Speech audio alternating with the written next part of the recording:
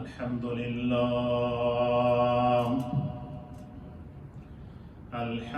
لله نحمده ونستعينه ونستغفره ونؤمن به ونتوكل عليه ونعوذ بالله من شرور أنفسنا ومن سيئات أعمالنا من يهده الله فلا مضل له ومن يضلله فلا هادي له ونشهد أن لا إله إلا الله ونشهد أن سيدنا وسندنا ونبينا ومولانا محمدا عبده ورسوله أما بعد فأعوذ بالله من الشيطان الرجيم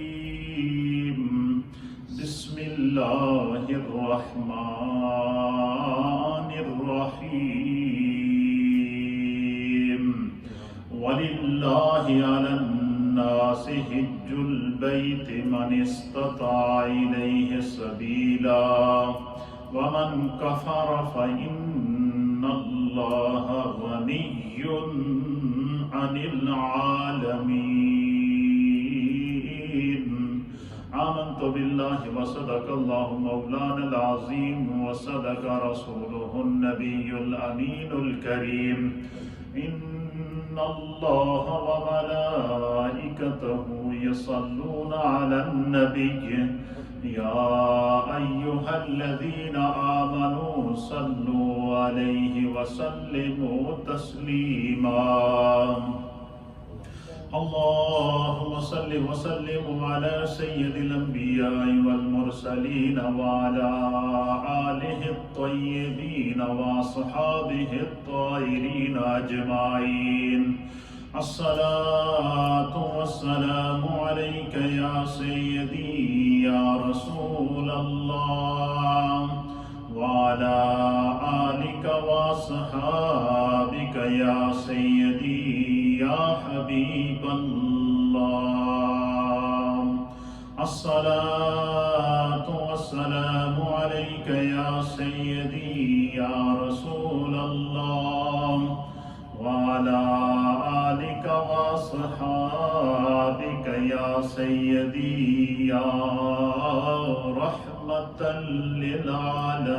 للعالمين حمد و صلاة کے بعد اللہ رب العالمین کا لاکھ لاکھ شکر اور مولا کریم کا بڑا ہی احسان ہے کہ جس رب کائنات نے ہم گناہگاروں کو شکل انسانی میں پیدا فرمایا اور ہمیں طرح طرح کے انعامات اور اکرامات سے نوازا، بالخصوص ہماری ہدایت اور رہنمائی کے لیے ہمیں ایسے ہادی اور رہبر عطا فرمائے کہ جن کے بتائے ہوئے احکامات پر ہم عمل کریں تو ہم دنیا میں بھی کامیاب ہیں اور آخرت میں بھی کامیاب ہیں۔ یہ سارا جہاں، اس کی رنگینیاں، اس کی برکات، اس کی عظمتیں اور اس جہان کی جو رفعتیں ہیں، یہ اللہ تعالیٰ نے حضرت انسان کے لیے پیارے آقا و مولا جناب سید العالمین محمد الرسول اللہ صلی اللہ تعالیٰ علیہ وآلہ وسلم کے صدقے پیدا فرمائی ہیں۔ اور یقیناً اس کائنات میں ہمیں جو نظام عبادت اللہ نے عطا کیا ہے، یہ میرے مصطفیٰ کریم صلی اللہ تعالیٰ علیہ وآلہ وسلم کی اعداؤں کا نام ہے، اور مصطفیٰ کریم کی اعداؤں کو ادا کرنا ہی عبادت ہے، اعداؤں کو ادا کرنا ہی ریاضت ہے، اور اعداؤں کو ادا کرنا ہی جو ہے وہ ان کے جو ہے وہ انسان کے لیے راحت کا سما ہے، عظمت کا سما ہے اور محبت کا سما ہے۔ قرآن حکیم فرقان مجید میں جتنی عبادات ہم کرتے ہیں، جیسے ڈیلی 5 پریئر ہے، ان کو آپ لے لیجئے، اسی طریقے سے حج کو لے لیجئے، اسی طریقے سے زکوٰۃ کو لے لیجئے، اسی طریقے سے روزہ کو لے لیجئے، ہر عبادت کے اندر اللہ تعالیٰ نے کچھ دنیاوی حکمتیں رکھی ہیں، ہر عبادت کے اندر اللہ تعالیٰ نے کچھ روحانی لذتیں رکھی ہیں، ہر عبادت کے اندر اللہ تعالیٰ نے انسان کی بھلائی رکھی ہے، ہر عبادت انسان کو زندگی گزارنے کا طریقہ اور سلیقہ سکھاتی ہے، ہر عبادت دنیا میں نظم سکھاتی ہے، ربط سکھاتی ہے، وقت کی پابندی سکھاتی ہے، اور اسی طریقے سے جس عبادت کو بھی آپ جس اینگل سے لیں گے وہ عبادت انسان کی اس طرح رہنمائی کرتی ہے کہ آج کی جو جدید میڈیکل سائنس ہے وہ انسان کی صحت یابی کے لیے جتنے طریقے آج کے دور کے اندر ایجاد کر رہی ہے، اللہ تعالیٰ نے اپنے پیارے حبیب لبیب جناب سید العالمین محمد الرسول اللہ صلی اللہ تعالیٰ علیہ وآلہ وسلم کے صدقے ہمیں آج سے 1400 سال پہلے وہ طریقے عطا کر دیے۔ مثلاً آپ یہ دیکھیے کہ آج کے دور کی سب سے بڑی جو بیماری ہے وہ کیا ہے؟ سب سے بڑی بیماری یہ ہے کہ بے حیائی ہے، عریانی ہے، فحاشی ہے، اور ہر انسان جو ہے وہ ایک بیرا رلی کا شکار ہے اور ایک مادر پیدر آزاد معاشرے کی طرف جا رہا ہے۔ لیکن جب قرآن حکیم فرقان مجید کا ہم مطالعہ کرتے ہیں تو اللہ تعالیٰ نے ہمیں ڈیلی 5 پریئر جو عطا کی ہیں، یہ ہر پورے دن، اچھا 5 نمازوں کو آپ دیکھیں، سورج کے نکلنے سے پہلے کی نماز، پھر اس کے بعد سورج کے نکلنے کے بعد ظہر کی نماز، سورج کے غروب ہونے سے پہلے عصر کی نماز، سورج کے غروب ہونے کے بعد مغرب کی نماز، پھر شفق کے غروب ہونے کے بعد جب رات شروع ہوتی ہے تو عشاء کی نماز۔ تو گویا ان 5 ڈیلی پریئر کو اللہ تعالیٰ نے جو ہمارے 24 آورز ہیں ان کے اندر جو ہے وہ اللہ تعالیٰ نے تقسیم کر دیا ہے۔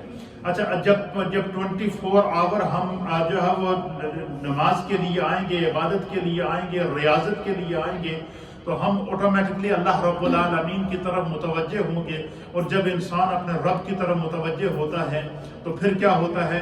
اللہ رب العالمین اپنے فضل و کرم سے، اللہ اپنی شان عطا کے ساتھ رب کریم جو ہے وہ پھر ایک نظم عطا فرماتا۔ جیسے آج کے دور کی سب سے بڑی بے حیائی، عریانی، فحاشی یہ بیماری ہے انسانیت کی۔ اس نے نسل انسانی کو تباہ کر دیا، اس نے اقدار انسانیت کو تباہ کر دیا، اس نے اخلاق انسانیت کو تباہ کر دیا، اس نے کردار انسانیت پر حملہ کیا۔ اب جو انسان بے وفا ہے اس کا کردار تو نہیں ہے، اس کا مطلب اس کا کردار اچھا نہیں ہے اس لیے بے حیائی کر رہا ہے۔ اسی طریقے سے کوئی عریانی ہے، فحاشی ہے، یہ وہ بے حیائی کے وہ اڈے اور وہ طریقے اور وہ وارداتیں ہیں جس کے ذریعے انسانیت کو تباہ کیا جا رہا ہے۔ اب دیکھیں اللہ تعالیٰ نے ہمیں ڈیلی 5 پریئر عطا فرمائی۔ اللہ تعالیٰ نے اس کا جو دنیاوی فائدہ بیان فرمایا وہ کیا ہے؟ فرمایا ان الصلاۃ تنہا عن الفحشاء والمنکر۔ فرمایا کہ بے شک نماز، جب بندہ نماز کا پابند ہو جاتا ہے تو سب سے پہلا دنیاوی بینیفٹ جو اسے ملتا ہے نماز کا وہ کیا ملتا ہے؟ کہ تنہا عن الفحشاء، اللہ اس کو بے حیائی تو بچا دیتا ہے، خدا اس کو عریانی سے بچا دیتا ہے، خدا اسے فحاشی سے بچا دیتا ہے۔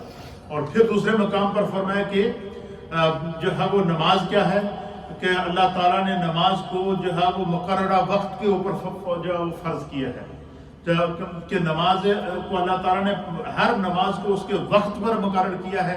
اب 24 گھنٹوں کے اندر 5 نمازوں کو ڈیوائیڈ کر کے ہر نماز کا وقت مقرر کر کے، اور یہ بھی بتا دیا کہ جو نماز وقت کے اندر پڑھی جائے گی وہ نماز ہوگی، اور وقت کے بغیر اگر بندہ کوئی مثلا ظہر کے وقت کوئی بندہ کہے میں نے فجر کی نماز ادا کرنی ہے تو نہیں ہوگی، یا بندہ جو فجر کے وقت کہے کہ میں نے عشاء کی نماز ادا کرنی ہے تو نہیں ہوگی۔ ہر نماز کو اس کے وقت کے اندر رکھ کے یہ بتا دیا انسان کو کہ اللہ تعالیٰ نے یہ زندگی ایک وقت، ایک معمول کے مطابق چلائی ہوئی ہے، اس میں اوقات کی پابندی بھی ہمیں سکھا دی۔ اسی طریقے سے جو ہے وہ جب زکوٰۃ ہم ادا کرتے ہیں تو زکوٰۃ ادا کرنے کے جو دنیاوی بینیفٹ ہیں وہ سب سے پہلا بینیفٹ کیا ہے کہ جب انسان کی تباہی جب شروع ہوتی ہے، جب اس کے پاس مال و دولت آتا ہے تو سب سے پہلی بیماری جو اس پر حملہ کرتی ہے وہ کیا ہوتی ہے؟ اس میں تکبر آ جاتا ہے، غرور آ جاتا ہے، اور وہ تکبر کے اندر پھر لوگوں کو کیا کرتا ہے، ملیا میٹ کرتا جاتا ہے، پھر انسانی اقدار ختم ہو جاتی ہے۔ جب انسان اپنے مال سے زکوٰۃ نکالتا ہے تو مال کے اندر آٹومیٹکلی کمی آتی ہے، جب کمی آتی ہے تو انسان کے دل کے اندر عاجزی پیدا ہوتی ہے اور تکبر ختم ہوتا ہے، اور انسان سوچتا ہے کہ جس رب نے مجھے عطا کیا ہے تو میرے جس شخص کو میں دے رہا ہوں اپنے مال سے زکوٰۃ نکال کے، اللہ تعالیٰ مجھے اس کی جگہ مجھے بھی تو رکھ سکتا تھا۔ اب انسان کا تکبر ختم ہوا۔ اب زکوٰۃ کا جو اجر ملے گا وہ تو ملے گا ہی ملے گا، لیکن اس کے ساتھ اس کا جو تکبر ختم ہوا۔ جب تکبر ختم ہوا، عاجزی آئی۔ جب عاجزی آئی تو خداوند قدوس نے مال میں بھی برکت پیدا کر دی، کاروبار میں بھی برکت پیدا کر دی، دعاؤں میں بھی برکت پیدا کر دی، التجاؤں میں بھی برکت پیدا کر دی۔ ہر اعتبار سے اللہ تعالیٰ نے انسان کو جو ہے اس کی دعا کی قبولیت کا ذریعہ بنا دیا۔ پھر اسی طریقے سے حج کا سیزن آ رہا ہے، حج کا موسم آ رہا ہے، حج کی بہاریں آ رہی ہیں، حج کی روحانیتیں آ رہی ہیں، حج کے خوبصورت مناظر آ رہے ہیں۔ اب حج کے جو بینیفٹ ہیں، اللہ اکبر، جو دنیاوی بینیفٹ ہیں ان کو اگر آپ دیکھیں گے تو آپ حیران ہو جائیں گے۔ اب دیکھیں آج کا جو دور ہے یہ جدید ترین دور ہے، اور آج کے جدید ترین دور کے اندر ہمارے پاس سوشل میڈیا موجود ہے، ہمارے پاس ٹیلی فون کی ایسی سہولتیں موجود ہیں کہ بالخصوص جو آج کل یہ جو ورچوئل سسٹم چلا ہے، ویڈیو کال سسٹم یا ویڈیو لنک کے ذریعے کال کرنا، اب تو پورا نظام دنیا کا ویڈیو لنک۔ اب جتنے بھی بڑے بڑے کورٹس ہو رہے ہیں، جو کورٹس کے اندر کیسز چل رہے ہیں، یہ پینڈیمک کے دوران، یہ جو کرونا وائرس کے دوران، جو لاک ڈاؤن کے دوران عدالتیں چلتی رہیں، مجرم وکلا وہ جو ہے وہ ورچوئل انداز میں ویڈیو لنک کے ذریعے حاضر ہوتے رہے، اپنے گھروں میں بیٹھے ہوئے وہ ویڈیو لنک کے اندر ان کی گواہی کو بھی لیا جا رہا ہے، ان کے ساتھ آرگومنٹ بھی کیا جا رہا ہے، اس مسئلے کے اوپر بحث بھی کی جا رہی ہے۔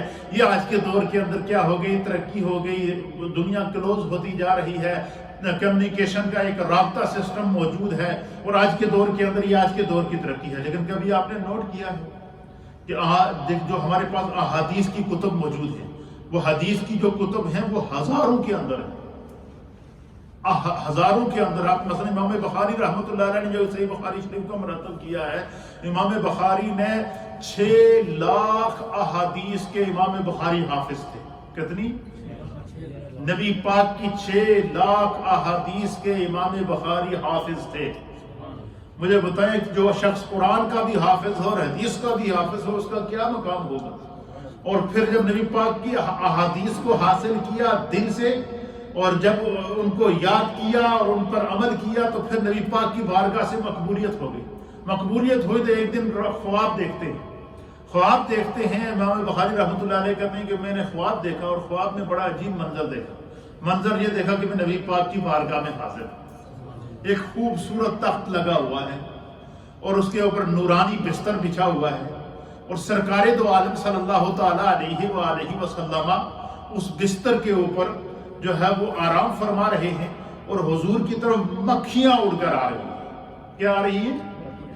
مکھیاں اڑ کر آ رہی ہیں۔ تو امام بخاری کہتے ہیں کہ میں سرکار دو عالم صلی اللہ علیہ وسلم کے سرہانے کھڑا ہوں۔ خواب میں یہ چیز دیکھتے ہیں کہ میں حضور علیہ السلام کے سرہانے کھڑا ہوں، میرے ہاتھ میں ایک بڑی خوبصورت پنکھی ہے، جو پنکھا نہیں ہوتا جس کے ساتھ آواز ڈولتے ہیں، بہت خوبصورت پنکھا میرے ہاتھ میں ہے، پنکھڑی ہاتھ میں ہے، اور میں سرکار کے سرہانے کھڑا ہوں، اور حضور علیہ السلام کی طرف اڑ کر جو آنے والی مکھیاں ہیں، میں اس طرح پنکھا ہلا کر ان مکھیوں کو بھگاتا ہوں، ان کو حضور کے قریب نہیں آنے دیتا۔ کہتے یہ منظر میں نے بڑا عجیب دیکھا، میری آنکھ کھل گئی۔ اب جب آنکھ کھلی تو امام بخاری رحمۃ اللہ علیہ بے چین ہو گئے، صبح اٹھے اپنے استاد کے پاس گئے، اور اپنے استاد محترم کی بارگاہ میں عرض کیا کہ یا سیدی، آج رات کو میں نے یہ خواب دیکھا ہے، تو میں بڑا پریشان ہوں، مجھے اس خواب کی سمجھ نہیں آئی۔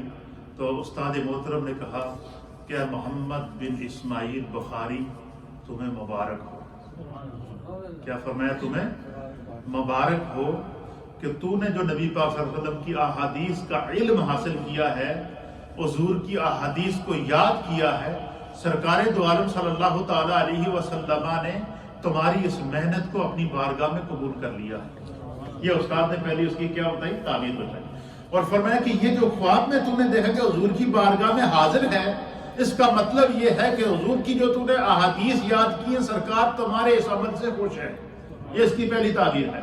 اور دوسری تعبیر دوسرا جو تو نے دیکھا کہ خواب میں حضور نبی علیہ الصلوۃ والسلام کی طرف مکھیاں اڑ کر آ رہی ہیں، آپ نے فرمایا کہ ایسا فتنے کا زمانہ آنے والا ہے، ایسا ایک خطرناک زمانہ آنے والا ہے کہ لوگ نبی پاک صلی اللہ علیہ وسلم کی طرف جھوٹی حدیثیں منسوب کریں گے۔ کیا کریں گے؟ جھوٹی حدیثیں منسوب کریں گے، اپنے مفادات کی باتیں نکالیں گے اور ان کو حدیث کا رنگ دے کر کہیں گے کہ یہ نبی پاک کی حدیث ہے۔ تو نبی پاک، یہ جو تم پنکھڑی لے کر کھڑا ہے، حضور علیہ الصلوۃ والسلام نے تمہاری ڈیوٹی لگائی ہے کہ میری جتنی احادیث صحیحہ ہیں ان کو ایک کتابی شکل دو، ان کو کتاب کے اندر جمع کرو، ان کو لکھ کے رکھ لو، ان کی سند بھی لکھ کر رکھ لو، ان کا متن بھی لکھ کر رکھ لو، ان کی روایات بھی لکھ کر رکھ لو، اور ان کو جو ہے وہ اس انداز سے جمع کرو کہ جو لوگ میری طرف کوئی جھوٹی حدیث جب منسوب بھی کرے گا تو لوگوں کو یقین نہ ہو، لوگ یہ کہیں گے ہم پہلے امام بخاری سے تصدیق کرتے ہیں۔ 6 لاکھ احادیث میں سے امام بخاری رحمت اللہ علیہ نے صحیح بخاری کے اندر 4200 کچھ احادیث، یا کم و بیش 4000 سے زائد احادیث امام بخاری نے بخاری شریف کے اندر نکل گئی۔ کتنی؟ 6 لاکھ ایک روایت کے مطابق، اور ایک روایت کے مطابق 7 لاکھ احادیث امام بخاری کہتے ہیں۔ ان میں سے میں نے جو کہتے ہیں کہ جو میں نے 4000 احادیث بخاری شریف کے لیے منتخب کی ہے، تو کہتے ہیں کہ اس کا طریقہ کار کیا تھا۔ اب سنیے، جب نبی پاک کی بارگاہ سے ایسے نہیں منظوری ملتی، کہتے ہیں یہ کرتا کہ جب بھی میں حدیث نبی پاک کی لکھتا تو لکھنے سے پہلے غسل کرتا، پاک کپڑے پہنتا، خوشبو لگاتا، 2 رکعت نماز صلاۃ الحاجات پڑھتا، اور اللہ کی بارگاہ میں دعا کرتا کہ یا رب کریم میں رسول اللہ کی حدیث لکھنے جا رہا ہوں۔ پھر نبی پاک کی ذات کو مخاطب کر کے عرض کرتا کہ یا رسول اللہ آپ کی حدیث کو لکھ رہا ہوں، اگر کہیں مجھ سے آپ کی حدیث کو کوٹ کرنے میں کہیں بھی زیر زبر نقطے کی غلطی ہو گئی تو میری اصلاح فرما دیجیے گا۔ امام بخاری رحمت اللہ علیہ کہتے ہیں کہ میں نے جب بخاری شریف لکھی اور بعض مقامات پر جب کچھ ایسی احادیث میرے سامنے آئی تو مجھے تردد محسوس ہوا کہ اس حدیث کی تصدیق کیسے کی جائے، کہ یہ حدیث حضور کی ہے یا کہ نہیں۔ آپ فرماتے ہیں کہ میں حدیث لکھنے کے لیے جیسے ہی میں نے قلم روکا تو مجھے تھوڑا سا تردد ہوا کہ اس حدیث کی تصدیق کیسے کروں۔ کہتے ہیں کہ مجھ پر غنودگی طاری ہوئی، لکھتے ہوئے کیا ہوئی؟ غنودگی طاری ہوئی، میری لکھتے لکھتے میری آنکھ بند ہو گئی، آنکھ کا بند ہونا تھا، میں نے اپنے آپ کو سرکار کی بارگاہ میں پایا۔ حضور علیہ الصلوۃ والسلام کا دیدار ہوا اور سرکار نے فرمایا کہ بخاری میری ہی حدیث ہے، اس کو لکھ دو۔ کہتے کسی حدیث کا تردد ہوتا تو حضور اشارہ کر کے اپنا دیدار عطا کر کے بتا دیتے۔ تو یہ ہے جو جن لوگوں نے دین کے لیے جو منتخب ہوتے ہیں تو پھر دین ان کی حفاظت کرتا ہے۔ کیا کرتا ہے؟ دین ان کی حفاظت کرتا ہے۔ اس لیے فرمایا کہ جب بندہ نمازی ہو جائے تو پھر خدا اس کی اس طرح حفاظت کرتا ہے کہ ان الصلاۃ تنہی عن الفحشاء والمنکر۔ پھر اسی طریقے سے حج کے بارے میں فرمایا کہ جو بات میں آپ کو اصل میں بتانا چاہتا تھا، میں امام بخاری کی طرف لے کر گیا کہ جتنی احادیث ہم تک پہنچی ہے تو یہ آج سے 1400 سال پہلے کا کام ہے، یا 1000 سال پہلے کا کام ہے، یا 2000 سال یا 500 سال پہلے کا کام ہے، یا 1300 سال پہلے کا کام ہے۔ امام بخاری رحمت اللہ علیہ کا جو دور ہے یہ آج سے تقریباً 1200 سال سم تھنگ یا اس سے زائد کا 1200 سال یعنی گزر چکے ہیں امام بخاری کے۔ 1200 سال پہلے امام بخاری نے بخاری شریف کو مرتب کیا۔ اب 1200 سال پہلے انہوں نے ان روایات کو جمع کیا۔ اسی طریقے سے مسند امام احمد کو لے لیں، امام احمد بن حنبل نے جو مسند مرتب کی ہے اس میں آپ نے لاکھوں احادیث جمع کی ہیں۔ اسی طریقے سے محدثین نے احادیث کو نقل کیا ہے تو یہ حدیثیں ہم تک پہنچی۔ آج کے دور کے اندر تو میڈیا کا بڑا خوبصورت دور ہے، ترقی ہے، ہر چیز موجود ہے، لیکن اس دور کے اندر تو نہیں تھی۔ اب یہ جو ائمہ تھے جنہوں نے احادیث کی کتب مرتب کی ہیں، کبھی آپ نے نوٹ کیا کہ انہوں نے کس طرح کہ یہ حدیث میں نے فلاں امام سے لی ہے، یہ حدیث میں نے فلاں امام سے لی ہے، یہ حدیث میں نے فلاں امام سے لی ہے، یہ حدیث میں نے فلاں امام سے لی ہے۔ یہ ان ائمہ کی ملاقات کب ہوتی تھی؟ تو علماء اور محدثین نے لکھا ہے کہ یہ جب حج ہوتا تھا کیا ہوتا تھا؟ حج کے موقع کے اوپر چاروں جہتوں سے، ایسٹ سے، ساؤتھ سے، نارتھ سے اور وسٹ سے جو لوگ لاکھوں کی تعداد میں حجاج اکرام آتے تھے حج کرنے کے لیے، ان میں ائمہ دین متین بھی ہوتے تھے، ان میں محدثین بھی ہوتے تھے، ان میں فقہا بھی ہوتے تھے، ان میں بڑے بڑے اہل اولیاء اللہ ہوتے تھے، ان میں بڑے بڑے علماء عاملین ہوتے تھے، اور وہ حج کے موقع کے اوپر کیا کرتے تھے؟ ایک دوسرے سے تعارف ہوتا، ایک دوسرے سے ملاقات کرتے، ایک دوسرے کا تعارف ہوتا، اور جو امام بخاری کی جن ائمہ سے ملاقات ہوئی تو وہ ان سے حدیث روایت کرتے، ان کی جن سے ملاقات ہوئی وہ ان سے حدیثیں روایت کرتے۔ امام اعظم نے جو دیگر ائمہ سے حدیث کو روایت کیا، فرمایا حج کے موقع کے اوپر یہ ائمہ دین متین جمع ہو کر ایک دوسرے سے حدیثیں روایت کر کے لکھا کرتے تھے۔ یہ جو حج ہے یہ اس کے جو دنیاوی فوائد ہیں، اس کے بہت سارے فائدے ہیں۔ مثلا حج، سب سے پہلی بات کہ حج کا سب سے پہلا فائدہ کیا ہے کہ حج ہمیں یہ تعلیم دیتا ہے کہ ہم نے اپنی جو انسانیت کا ہسٹوریکل بیک گراؤنڈ ہے اس کو نہیں بھولنا ہے، ہم نے اپنے اکابرین کو نہیں بھولنا، ہم نے انبیاء اکرام کو نہیں بھولنا۔ اب حج کے اندر جتنی ادائیں ادا کی جاتی ہیں یہ ساری کی ساری ادائیں ابراہیمی ہیں۔ حضرت سیدنا ابراہیم علیہ السلام نے جب خانہ کعبہ تعمیر کیا تو تعمیر کرنے کے بعد جو ہے وہ اللہ تعالیٰ سے دعائیں کی، اور دعائیں کرنے کے بعد جو ہے وہ اللہ تعالیٰ نے فرمایا کہ اے میرے ابراہیم کیا کرو، کوہ صفا کے اوپر چلے جاؤ، اب تو نے کعبہ تعمیر کر لیا اور وہاں اذن بالحج، قرآن کے الفاظ ہیں۔ اللہ نے فرمایا کہ ابراہیم علیہ السلام کے اذن کا معنی ہے اذان دو، اعلان کرو۔ یہ جو ہم اذان دیتے ہیں، اللہ تعالیٰ نے حضرت ابراہیم علیہ السلام کو سب سے پہلے کہا کہ اذن بالحج، کوہ صفا پر کھڑے ہو کر آپ اعلان کرو حج کا۔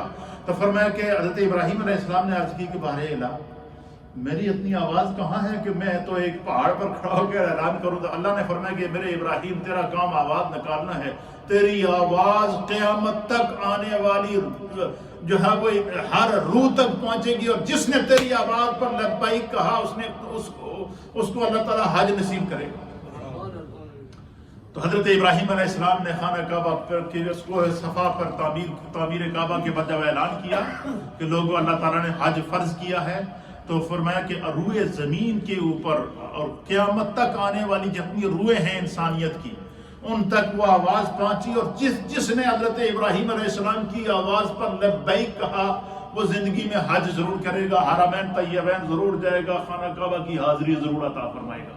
تو یہ عالم ارواح کے تک حضرت نہ صرف دنیا میں بلکہ عالم ارواح۔ آج کے دور کے اندر ٹیلی کمیونیکیشن سسٹم ہے، آج کے دور کے اندر سوشل میڈیا سسٹم ہے، آج کے دور کے اندر ہم کہتے ہیں جی کہ ہم یہاں بیٹھے جو ہے وہ مشرق سے مغرب تک ایک دوسرے کو دیکھ کر بات کر سکتے ہیں، لیکن یہ تو آج کے دور کی ترقی ہے۔ لیکن معجزہ ابراہیمی دیکھیے کہ اذن بالحج جب اللہ نے کہا، ابراہیم علیہ السلام کوہ صفا پر کھڑے ہوئے جب اعلان کیا نا، کوئی موبائل نہیں تھا، کوئی سیٹلائٹ سسٹم نہیں تھا، کوئی کسی قسم کا جو وہ نہیں تھا، لیکن ایک اللہ کے نبی کی آواز کو جب آواز دی تو وہ آواز فرشتوں نے سنی، وہ آواز جنات نے سنی، وہ آواز انسانوں نے سنی، وہ آواز عالم ارواح میں قیامت تک پیدا ہونے والی ہر روح تک وہ آواز پہنچی ہے، اور جس نے بھی اس آواز پر لبیک کہا ہے۔ آپ مجھے بتائیں دنیا جتنی مرضی ترقی کر لے، کیا کوئی ایسا سسٹم ہے جو قیامت تک آنے والی ہر شخص کو پہلے سے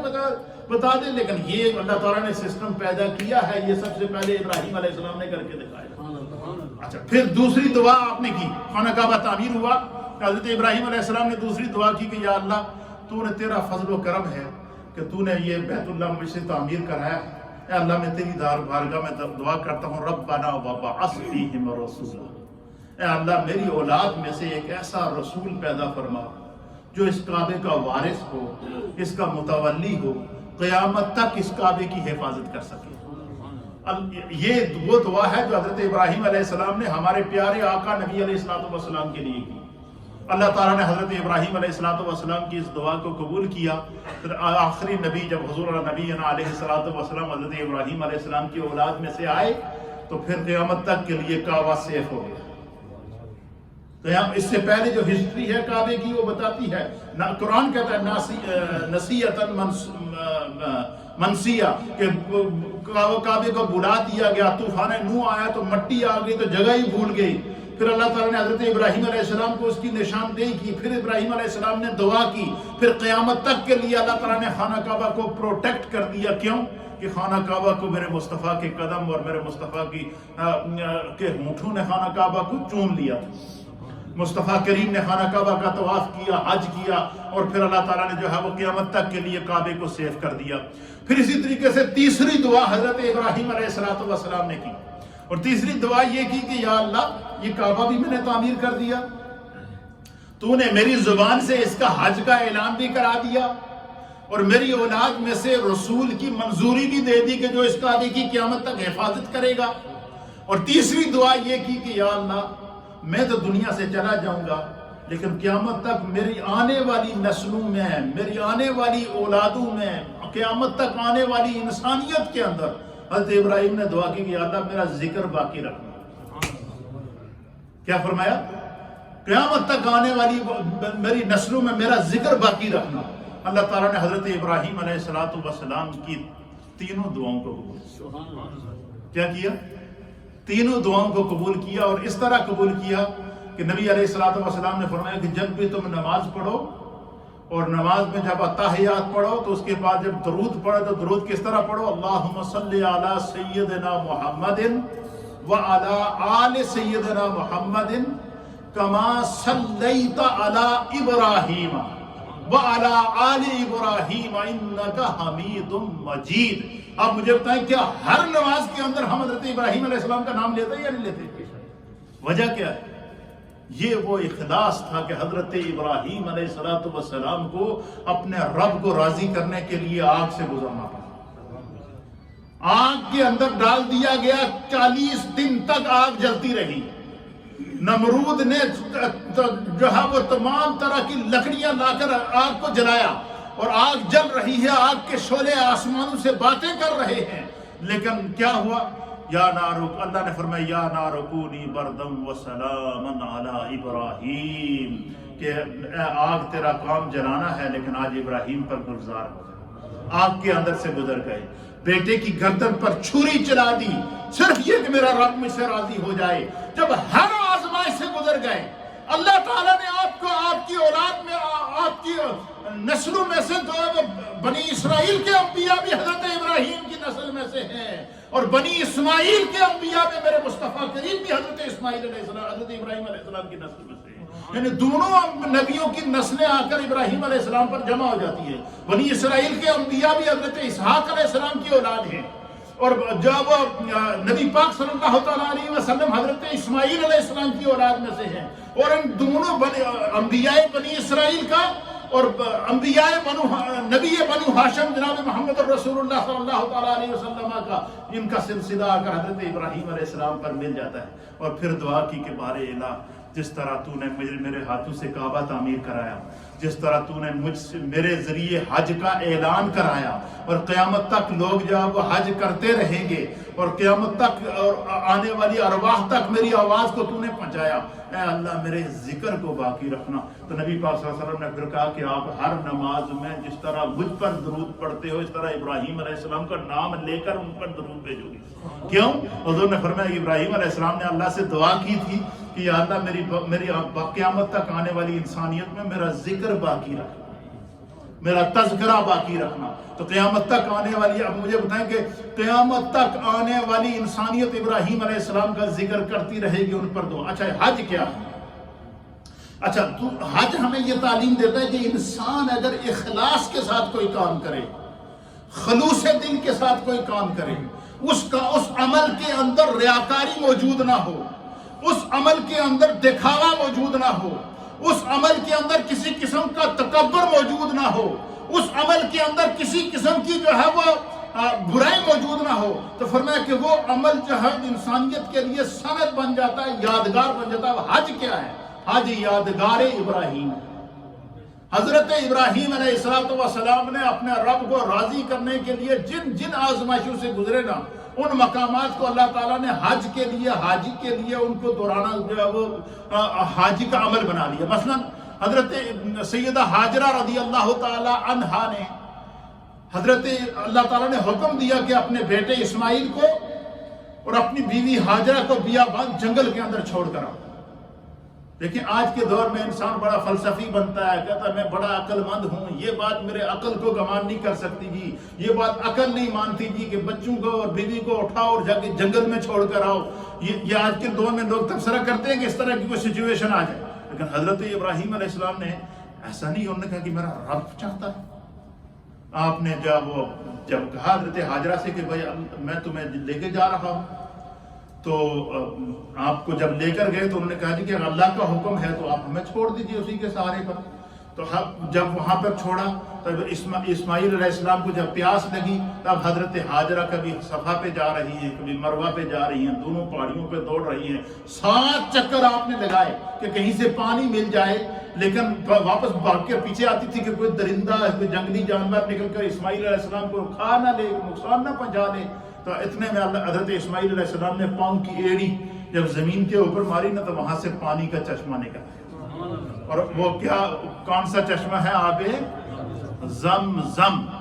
اور جب حضرت ہاجرہ واپس آئی نا تو وہ پورا ایک سیلاب کی طرح پانی حضرت اسماعیل علیہ السلام کی ایڑیوں سے نکل رہا تھا، تو آپ نے جا کر اس پانی کے آگے جو ہے نا وہ رکاوٹیں رکھ کے اسے کہا زم زم، زم کا معنی رک جا، تاکہ جب کہتے ہیں کہ علماء نے لکھا کہ حضرت ہاجرہ اگر اس کو زم زم نہ کہتی، رک جا نہ کہتی، تو مشرق سے مغرب تک وہ پانی چلا جاتا۔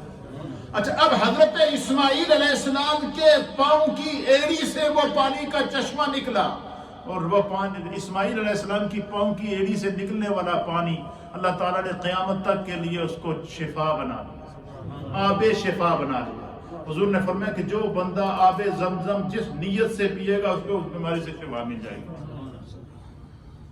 اب یہ دیکھیں یہ کیا ہے؟ ایک نبی کے قدموں سا کہ نکلنے والا پانی قیامت تک کے لیے آب شفا بن گیا، اور ایک ولیہ کی اللہ کی محبت نے لگائے ہوئے پھیرے صفا اور مروہ کے، وہ حجاج کے لیے، عمار کے لیے، عمرہ کرنے والوں کے لیے، حج کرنے والوں کے لیے سعی کو واجب کر دیا گیا۔ اچھا، اب صفا اور مروہ، عقل کہتی ہے کہ 2 پہاڑ ہیں بھائی، ان پہاڑوں کے درمیان دوڑنے کا کیا فلسفہ ہے؟ لیکن یہاں عقل کی بات نہیں، یہاں عقل شکست کھا جاتی ہے۔ کیوں؟ اللہ نے فرمایا ان الصفا والمروہ من شعائر اللہ، فرمایا دنیا میں بڑے بڑے پہاڑ ہیں لیکن صفا اور مروہ کو دوسرے پہاڑوں کی طرح نہ سمجھنا۔ کیوں؟ اس صفا اور مروہ کے پہاڑوں نے بار بار اللہ کی ایک ولیہ، ایک نبی کی ماں کے قدم چومے۔ ان صفا اور مروہ کے ان پہاڑوں کے قریب ایک اللہ کے نبی نے اپنے پاؤں لگا کر وہاں سے پانی نکالا ہے۔ اب دیکھیے اللہ نے بیت اللہ کو بھی وہیں اتارا، آب زمزم بھی ایک نبی کے پاؤں کی برکت سے نکال دیا، اور ایک ولیہ کے گھومنے سے صفا اور مروہ کے درمیان چکر لگانے سے ان 2 پہاڑیوں کا ایسا بابرکت بنا دیا کہ دعا کی قبولیت کا ذریعہ اور سعی کو واجب قرار دے دیا۔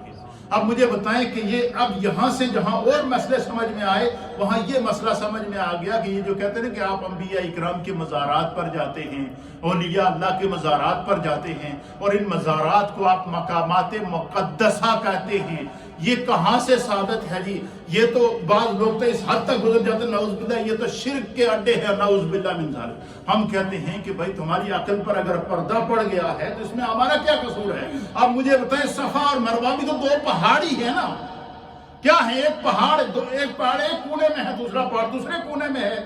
اللہ نے فرمایا ان الصفا والمروہ من شعائر اللہ، کہ صفا اور مروہ جو عام پہاڑوں کی طرح نہیں ہیں، یہ خدا کی نشانیاں ہیں۔ کیوں؟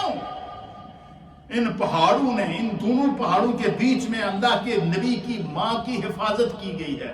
اللہ کی نبی کی ماں خدا کی محبت میں تڑپی ہیں، اللہ تعالیٰ نے ان کی ادا کو پسند کر دیا۔ اب مجھے بتائیں کہ جس پہاڑ پر نبی کی ماں نبیہ نہیں ہے، وہ ولیہ ہے۔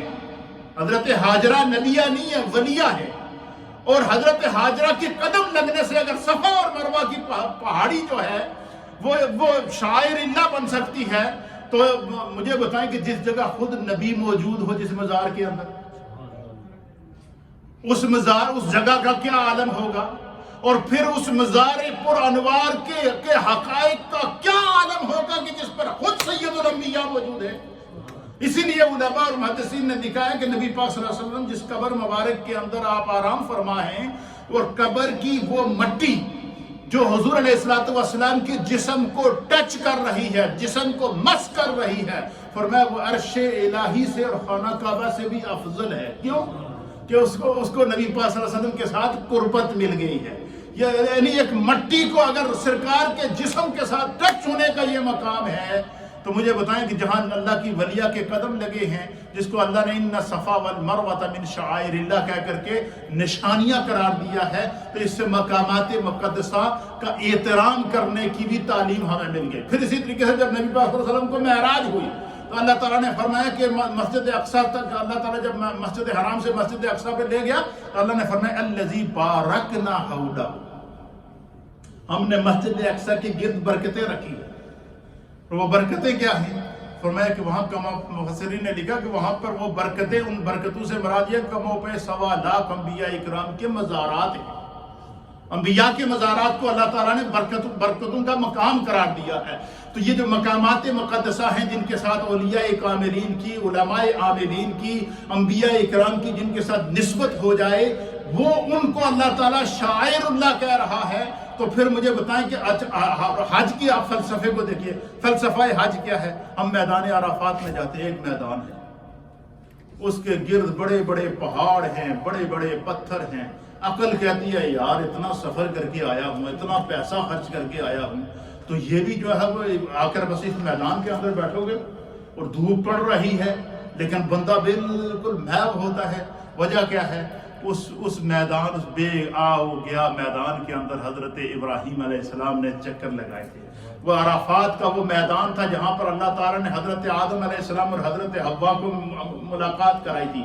وہ عرفات کا وہ میدان ہے کہ جہاں پر کبوں پہ 1.25 لاکھ انبیاء نے اپنے قدم رنجا فرمائے ہیں۔ تو وہ زمین کا وہ حصہ جس کے اوپر کبوں پہ 1.25 لاکھ انبیاء نے سجدے بھی دیے ہیں، میدان عرفات زمین کا وہ حصہ ہے جس کے اوپر کبوں پہ 1.25 لاکھ انبیاء اکرام نے جو ہے وہ اپنے قدم رنجا فرمائے ہیں، اور زمین کے اس حصے نے 1.25 لاکھ انبیاء اکرام کے قدم چومنے کی سعادت حاصل کی ہے۔ اللہ تعالیٰ نے اس حصے کو حاجی کے لیے رکن اعظم بنا۔ اللہ تعالیٰ ہمیں دین سمجھنے کی توفیق عطا فرمائے۔ انشاءاللہ اس کے تسلسل کو ہم جاری رکھیں گے۔ حج کی برکات، حج کا فلسفہ، قربانی کا فلسفہ، اس پر تو کچھ ہماری گفتگو جاری رہے گی، کیونکہ آگے یہ سیزن آ رہا ہے اور اس کو سمجھنا ضروری اور لازمی ہے۔ والسلام علیکم ورحمۃ اللہ۔